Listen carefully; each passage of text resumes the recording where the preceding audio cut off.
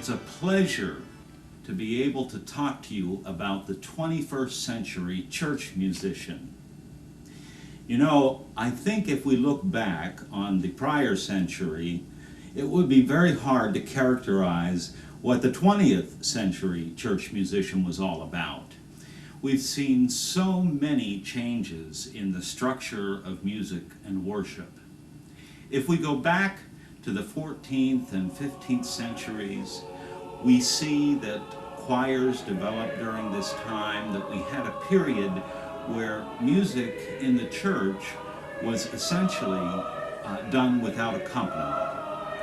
And the organ, as it began to be more accessible, and as the great organ builders of Europe began to perfect their craft and build the great instruments that we have in the cathedrals there, we see that the organ becomes much more important in worship. Now let's skip ahead to this country and the American aesthetic beginning perhaps in the early 1900s. We see that the great organ builder E.M. Skinner began to work in this country and build a wonderful array of excellent instruments for churches. But also during this same time period, early in the 1900s, we see that the orchestral organ, in other words, an organ developed strictly to imitate the sounds of the orchestra, was also developing during this time period. So we had two dichotomies. We had the church organ and we had the concert hall organ. And eventually, as the 1900s progressed, as the 20th century began to evolve, we see that these two instruments nearly become one by perhaps the early 1930s or mid-1930s. And a lot of this had to do with the fact that as symphony orchestras began to have their own halls, and as the symphony programs began to be accessible to more and more of the what you might call the common man, the common woman, the common family, in fact, that the need for orchestral transcriptions for music on the organ decreased. So we're left with sort of a strange period from the early 1930s until, let's say, 1960, where the organ was in a great period of flux. What we were seeing was a reaction almost against the E.M. Skinner concept of the very full round organ to the shimmering sounds that we hear in the cathedrals of Europe. It's no wonder then that organists in America have become very confused over the past 50 years. As we look now at the past 10 years, we've seen again an enormous change in styles of worship. Organists are not called to churches simply to play the organ in most cases. Organists, and certainly choir masters or music directors or worship leaders, are called to churches to direct very diverse music programs with very diverse goals. So where does the organ fit into this? Well, first of all, I think we as organists have to agree that we're not going to simply roll over and play dead and allow this wonderful, magnificent king of instruments to die. That we're not going to allow it to become a museum piece, a curiosity, something which people go and say, oh, isn't that somewhat of an odd instrument? Now here's what so often happens. We as organists get into tremendous debate within our ranks, no pun intended, which we are disagreeing with one another as to the ideal instrument, the ideal setting for an organ, the ideal specification, stop list if you will, the ideal style of building, certainly the great debate between digital or electronic instruments and pipe organs. Now let me remind you of something. Great pianists today, when they walk onto a concert hall stage and play either a great Steinway or Bösendorfer piano or a Baldwin piano, they are not arguing that, well, this is certainly not the instrument that Mozart would have used. It would have been a far different instrument. Instead, they concentrate on communicating the beauty of their art to the audience, to the listener. And this is where we get off track as organists. We forget that our duty is not to argue with one another about what makes the finest instrument. Could we agree for just a little while to accept the instruments we have and try and make the very most of them, and try and allow people to see the majesty of this great instrument? You know, look back any number of years to the artistry of Virgil Fox. Now granted, he was certainly a lightning rod for criticism. However, I think we could all agree that he was able to bring the organ to people that would never have heard an organ concert in their lives. And before even his association with electronic instruments, he traveled throughout the United States, going from church to church, playing recitals on a huge variety of instruments. And frankly, with pipe organs in churches, and being a recitalist myself, there's not much you can do once you arrive at the church and go to make your preparation for the recital. You certainly can't revoice the organ in an 18-hour period. We're faced with using the instrument we have. Behind me sits a Johannes Opus 10, and it is manufactured by the Johannes Orgelbau of the Netherlands. I don't want to get stuck again in an argument as to whether this is an appropriate instrument or not one. It happens to be an instrument of which I am very pleased and very proud, because it sits in my residence here at Kingsdale Manor on the Gulf in Tampa Bay, Florida. Now, I grant you that using a residence organ to talk about the church musician may seem unusual. But one of the reasons I'm doing this is to point out that no matter what organ we are faced with, no matter what specification we see on the stop tabs or the draw knobs of our instruments, we can in fact make music, and we can in fact allow the listener and the congregation to be uplifted by the music that we play. I'd like to begin our discussion by talking a little bit about the basics of organ sound. A lot of us understand the various families of tone on the organ. We understand that we have the principal sound, we have the flute sound, we have the mixture sound, we have the reed sound. You can categorize pipes and stop lists into so many different categories. I want to show you what some of the sound families are. Let's start with the 8-foot principle of the organ. Now, the 8 means essentially that the pipe is 8 feet in length, although the rank itself is at various lengths in terms of the pipe. But the thing that we have to remember most is that when you see 8 feet on an organ stop, it means unison pitch. In other words, the same pitch as you would find on a piano. On a 4-foot stop, it would be an octave higher than what you'd find on a piano.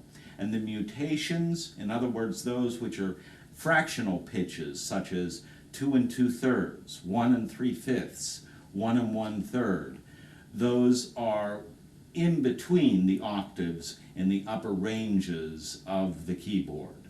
Let's start with the 8-foot principal sound.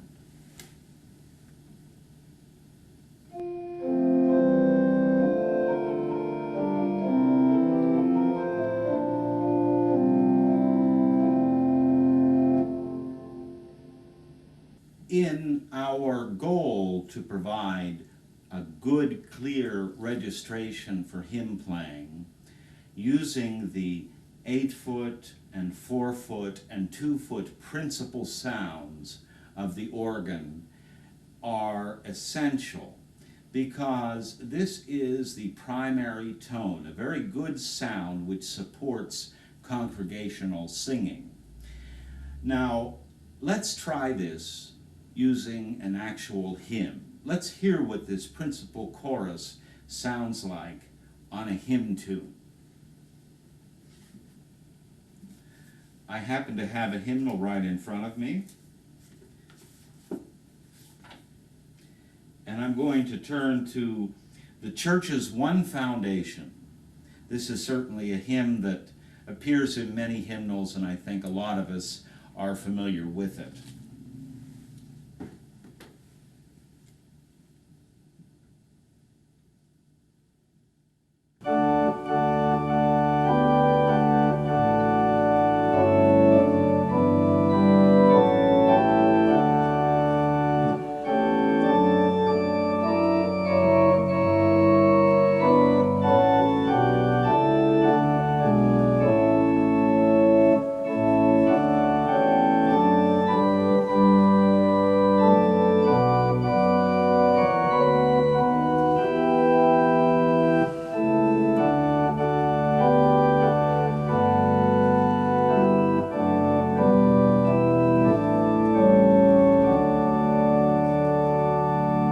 Very nice, warm sound.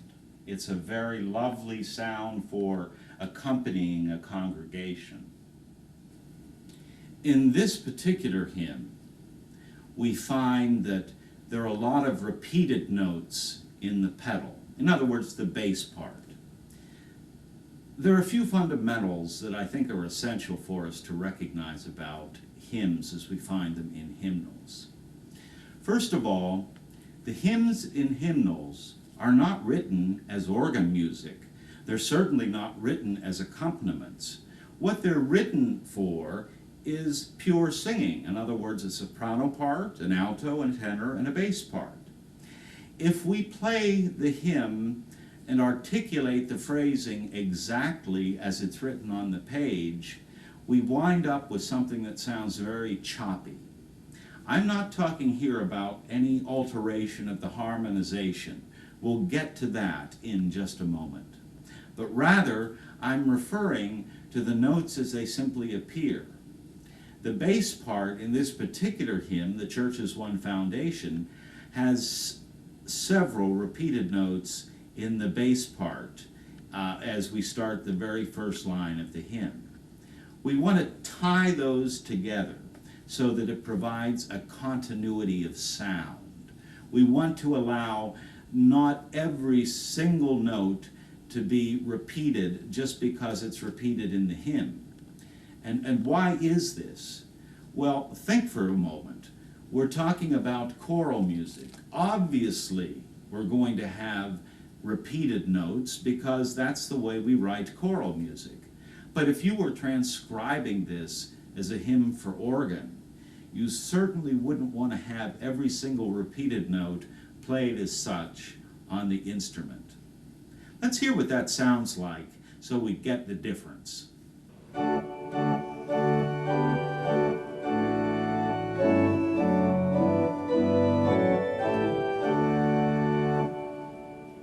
Do you hear that? Are you able to hear the difference? That is with repeating the pedal notes, and many of the inner voices.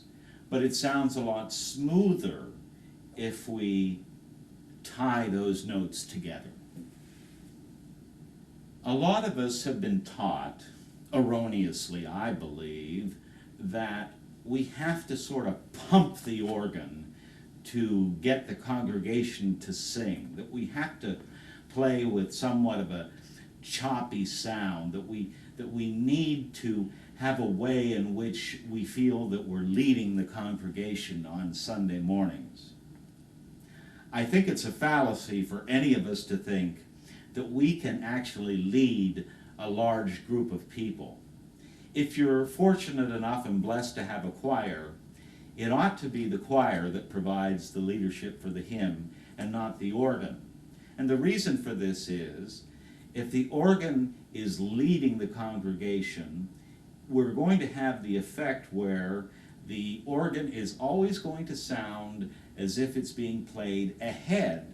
We're going to be out of phase, so to speak, with the rest of the congregation. So let's go back to this same hymn. Now, we have used the 8-foot, the 4-foot, and the 2-foot principal sounds of the organ. I have coupled the same stops down from the swell by using the swell to grade coupler. What other things can we do to make the registration of this particular hymn more interesting? What other things can we do to enliven the congregational singing? One thing that I believe in doing is reading each line of the text of each verse we're playing so that we're actually painting a picture musically of what the words are saying. If, for example, we're talking about mighty sounds in the text of the piece, we don't want to be playing on the very soft strings. And if we're talking about softly and tenderly Jesus is calling, we want to make sure that our registration reflects that same tenderness. We're going to go back to the church's one foundation, and this time we're going to add a little bit more upper work. And the upper work that I'm adding is the mixture stop of the grade and the mixture stop of the swell. Now, what is a mixture? A mixture is a very high-pitched set of ranks, usually 3, 4, 5 ranks, but not necessarily that. It could be really any number of ranks, which by themselves sound merely as if you're playing overtones, for example, from the strings of a piano. And in a way, it's designed to do organistically that very same thing. It's designed to give us the upper overtones of the same pitch. And it's designed so that we are hearing not so much the mixture, but we're hearing a homogeneous sound which allows a brightness and yet a depth at the same time. So here is the church's one foundation with more upper work.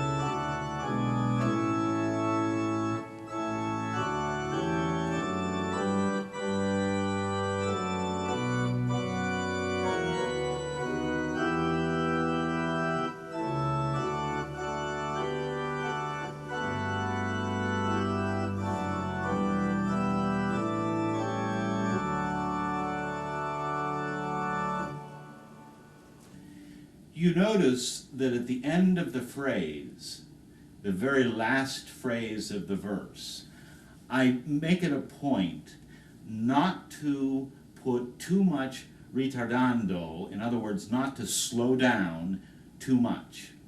If we do this with every verse, if we put a tremendous amount of retard in every verse, it's hard to get the congregation going again on the succeeding verse. Let's talk about some other registrations to paint the text of the other verses of this majestic hymn. We have a verse which talks about mystic sweet communion. Now, on a verse like this, I believe that it is possible to accompany the congregation with basically a very round 8 and 4 foot tone. And we can even experiment beyond this by using some well-chosen mutations, something which allows the organ to sound very tender and yet not be soft so that it doesn't support the actual singing of the congregation. We certainly want to change the registration with every single verse. You don't want to play 2 verses adjacent to one another and not change the registration. That's just pure boring playing. It sounds like the funeral parlor organist. We can even do more than that. Now, I'm not advocating a kaleidoscopic registrational change throughout the hymn. That can sometimes do nothing but add confusion. But certainly it's possible in the middle of the hymn or on a line in which the text advocates it, we can certainly be creative. One of the things which I like to do when we have a verse which wants to have a building effect is to add the full swell. In other words, all of the principal chorus of the swell plus the reed stops which are available with the swell box closed, if you have a swell box, and gradually open that box throughout the verse. And it provides a thrilling and sometimes thunderous effect, just the rumble of the organ underneath that beauty of the congregational singing, and as the verse ends, we end with a mighty sound. Let's hear what that sounds like.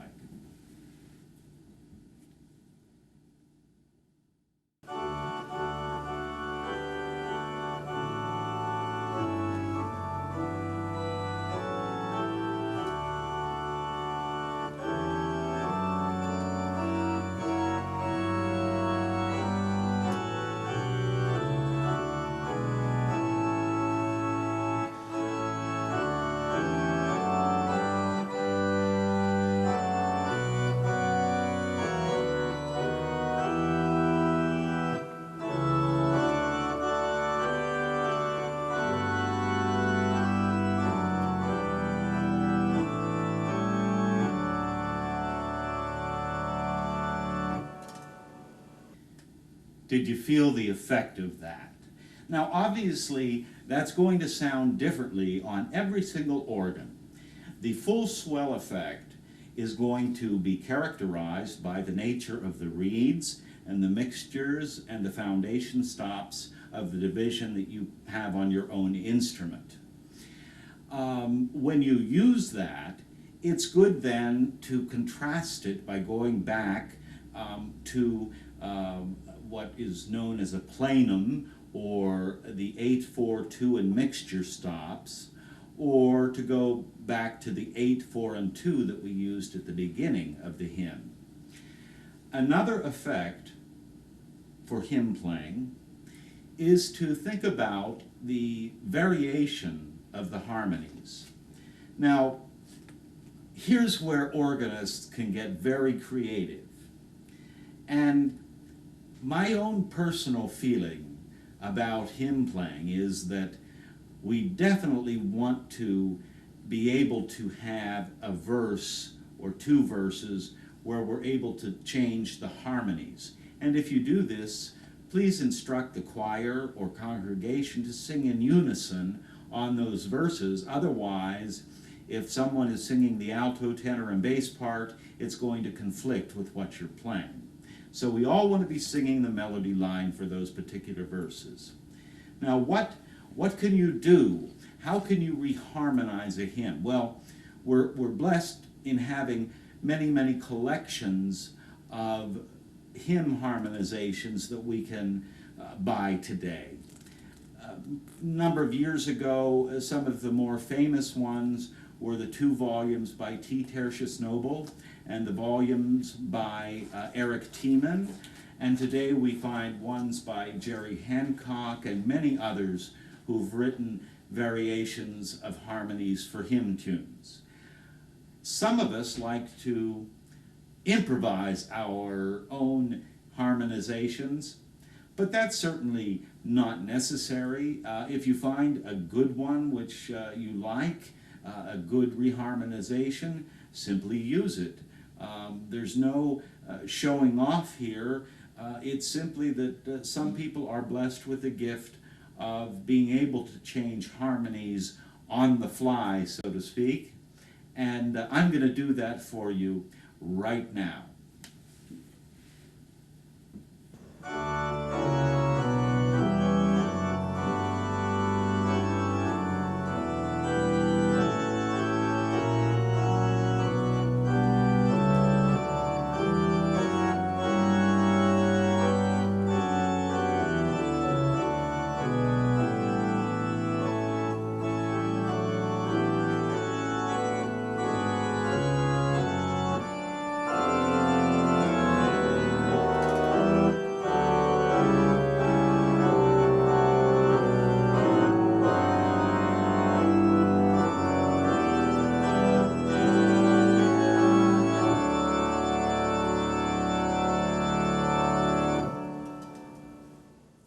That's just one that I sort of made up just as I went along. Now, you can get into trouble sometimes when you do that, even when you're experienced. Sometimes you find yourself with some harmonies you don't intend, and you need to fit them into the next chordal progression. But I would just simply advocate looking for some varied harmonizations and not being afraid to use them. Now, what about some quieter hymns? What about, for example, Fairest Lord Jesus, something which is of a quiet nature, something which would involve more quiet sounds of the organ. Again, we find ourselves with some repeated notes that we want to tie together to give it that undergirded effect, to give it that gentle effect. Let's see what we're talking about.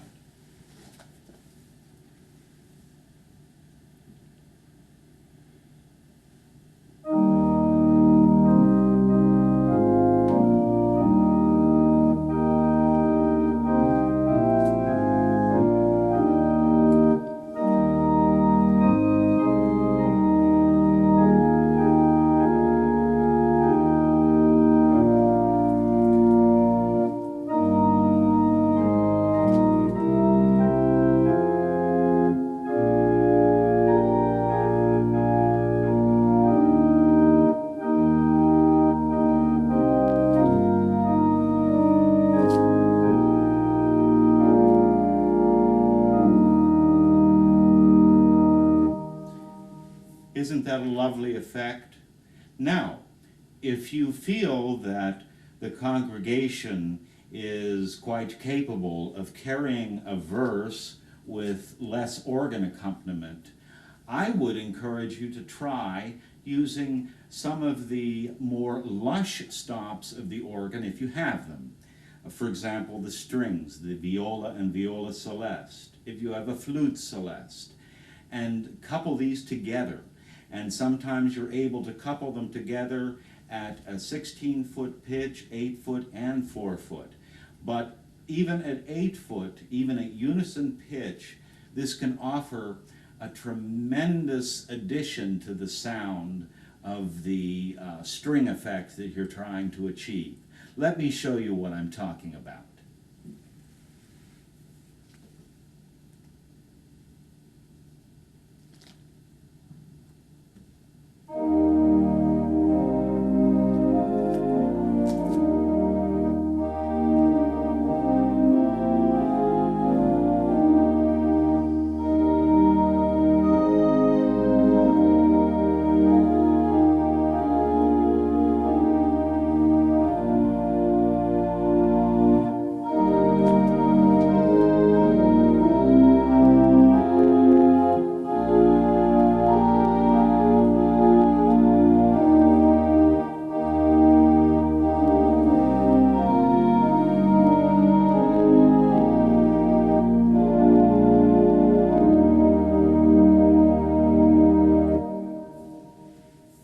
Isn't that a lovely sound? If you have a 32-foot soft bourdon in the pedal, that would be a great opportunity to use it. We're not all fortunate enough to have such a wonderful undergirding. This instrument does not have that, but when you don't have it, you don't use it. And there are other ways sometimes to make up for stops that aren't available. Let's talk about soloing out a line of a hymn. And let's use this same hymn. It almost cries out for a very warm combination of stops which can be used to solo out the melody line as opposed to